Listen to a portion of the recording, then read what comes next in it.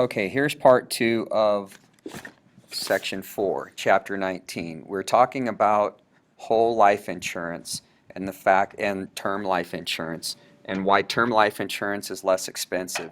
Again, life insurance is really is only used when a person dies. And so obviously it's not for the person who necessarily took out the policy, but it's for the survivors of the person, because what we have to realize is, as bad as a person dying is, the cost that it takes when a person dies is even greater. If you're unaware, you know obviously you're going to be buried in a cemetery. Most people are. Well, that piece of ground where you're going to be buried, you have to buy that, and that's not cheap. You have to buy the vault. The vault is what this casket sits in. You have to buy the casket. All of this can be very expensive. On the low side, it might cost you anywhere from $5,000 to $6,000. On the high side, it could cost upwards of $20,000 to $25,000. So that's why you have life insurance. It's not for the person that dies, it is for the survivors of the person that dies. Those people are sad enough that someone special to them died. Then, to make matters worse, now they have this huge cost hanging over their head. So by having life insurance, it covers that cost. So term life insurance is only used if the person dies during the term that that life insurance was taken out for. Whole life insurance is for a person's entire life. The other reason why term life insurance is less expensive is that normally the amount that the policy is worth if a person does die is less. Whole life insurance is that dollar amount is much more. So for example, again, my stepson, when we took out an insurance policy on him, I believe it was $15,000 for term life insurance. I have 2 whole life insurance policies. And the first one that I took out was that when my house was built, I was single, and if something happened to me, I didn't want my relatives, my immediate family, to have to be strapped with house payments, because they still, even though I'm not around, they still have to be made. And so I took out a life insurance policy so that if something happened to me, then the house would be able to be paid off, and then it can be sold, and that's a whole nother ball game. Well, then when I got married, I realized that that life insurance policy that I had taken out was only enough to pay off the house. I still, now I have a wife and obviously now kids. I needed to up that policy. So I took out a second policy so that if something happens to me, now there's enough money to pay off the house, plus there's enough money to help my wife pay various bills that would be there. So that's why whole life insurance costs a lot more. And whole life insurance, you can pretty much name the dollar amount that you want, but what you have to realize is the greater the dollar amount, the more it's going to cost you. So you could start out at $50,000. You could go as high as $2, $3, $4 million, so that when a person dies, that's how much that policy is worth. Now, one thing that you have to realize is that with life insurance, if a person dies, then when a person takes out a life insurance policy, what they need to do is they have to name what's called a beneficiary. And the beneficiary is a person or persons, it can be more than one, named in a policy to receive the money when the policyholder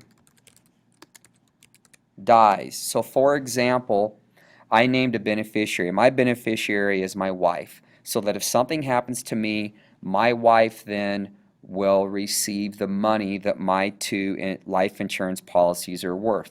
My wife has a life insurance policy, and I'm the beneficiary for her. If something happens to both of us, then our kids become the beneficiaries. And normally what happens is a person, and this is something my wife and I haven't done, we need to, a person makes a will, and in their will they will say that these are my beneficiaries, this is what I want them to have. And sometimes those events can really turn ugly because someone feels that they should have gotten something, and that someone else shouldn't have, and so it can get really ugly. But life insurance policies, though, again, are for people that are really for the people that are surviving. Okay, then you have health insurance. We talked about health insurance. Health insurance, if you get sick. I'll just give you an example. Some of you may know this, some of you may not. I had my left knee replaced a couple summers ago. So my left knee is fake. It's actually made out of chromium, which is a metal. So when I walk through metal detectors at airports, they go off. I probably told you that before. That cost myself, my family, to have that done, to go to the hospital, to pay the hospital, to pay the doctor, to pay the anesthesiologist. That's the person that puts you under so that and hopefully they do a good job so that A, you wake up, but B, you don't want to wake up during the surgery. That would be kind of gross. So you have to pay them, and then there's the physical therapy, so that when I got done, then I had to rehab my knee. And all totaled, that cost about between $25,000 to $27,000. And without insurance, there's no way that we would have been able to afford it. Property insurance, that's for your house. So for example, people, if their house was damaged during those hailstorms, if you have insurance on your house, and for the most part, if you have to take out a loan on your house, the bank's going to make you get insurance. But that will help you for that. So if you had windows broken out, if you had siding that was broken, you needed a new roof, new rain gutters, things like that, then that will help you. Then there's liability insurance. Let's say that you have friends over and they're playing at your house and they get hurt. They fall downstairs. Let's say you have a trampoline at your house. They fall off the trampoline, they break an arm, break a leg. You want to have that liability insurance because you never know when someone may come back and say, you know what, it happened at your place, you're responsible, you have to pay for their medical bills. And if someone wanted to do that, they could.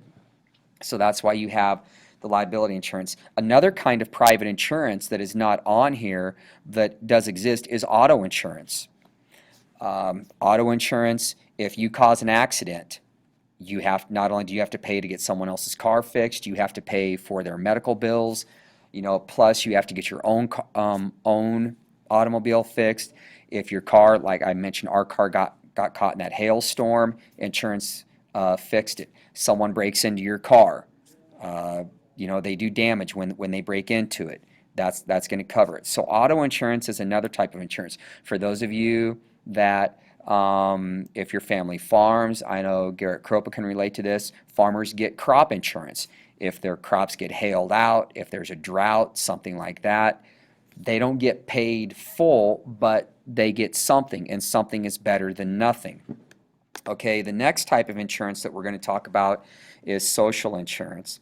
And social insurance is insurance that is provided by the government. And there are several different types of social insurance. You have old age, survivors, disability, unemployment compensation, and workers' compensation.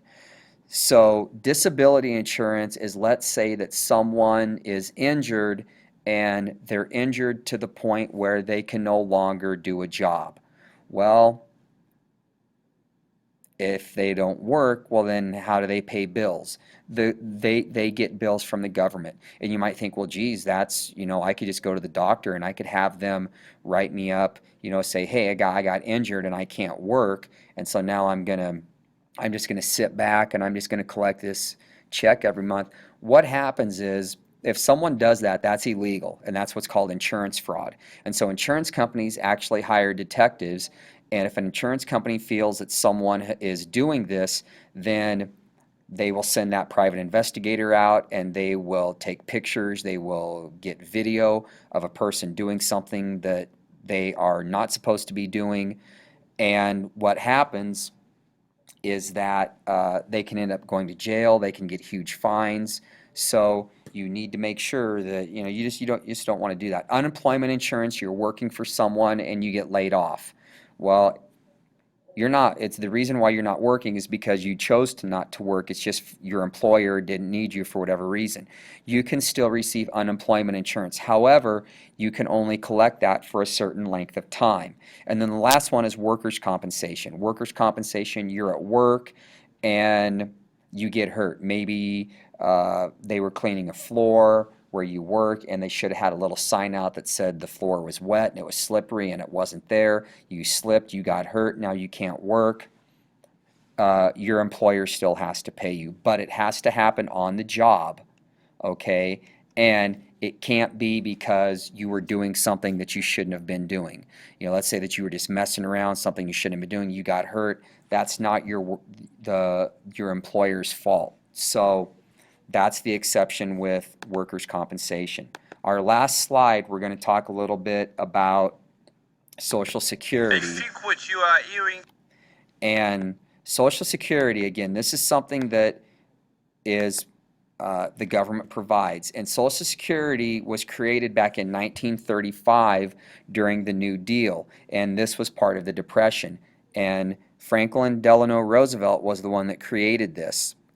And what Social Security is all about is when a person becomes 65 years of age, they normally retire. Well, when you retire, if your employer provides you with insurance, now you no longer have insurance. You may have to pay for that yourself. Well, if you're not working, where does that come from? Well, you'll get money from Social Security. Hopefully, while you are working, you put money away in a retirement fund. But this allows you to still be able to live your life and not have to worry so much about finances. Now, what's happened is that the population of the United States is actually getting older. And so we have more people who are over age 65 living in the U.S. than we ever have in the history of this country. And so that means more people are receiving Social Security. There are a couple of reasons for that. One is people are living longer than they used to. Average life expectancy is increasing. Another reason for that is back in the late 1940s, there was a little something called the baby boom. And there were a large number of babies that were born in a short period of time. Well, those baby boomers that were first a part of the baby boom, those people are now age 65. So we have more people turning age 65 now than we ever have before. Another thing is that in the early 1990s, our country, in the late 80s and early 90s, our country was hurting financially, and they were trying to figure out where they were going to get money from. And they looked at this Social Security fund and they saw hundreds of billions of dollars in Social Security, and they said, well, I know, let's just borrow money from that. And that's what the government did. And they said, well, geez, that was pretty easy. We're going to borrow some more. And so they borrowed some more. And next thing they realized, they looked at how much they had taken out, and they were looking at statistics like how many people are going to be turning age 65. And they said, you know what, if this trend continues, Social Security is going to run out of money. And at one point, they were predicting it was going to run out of money in the year 2020. Now, when they made this prediction, that was back in the late 1990s. And so everybody thought, geez, that's a long time away. Well, 2020 doesn't seem so far away anymore. Since the government has quit doing this, the amount of money in Social Security has built back up, and so it's not the threat that it used to be anymore. So these are your notes for Chapter 19, Section 4, and I hope you got everything written down. If you did not get this information right here written down, you can go back and you can replay this, and so you can get it written down. Also, if you didn't get everything written down in your notes, filling all the blanks, just go back, replay this. You can replay part 1, you can replay part 2, and you can get everything covered. Have a good day.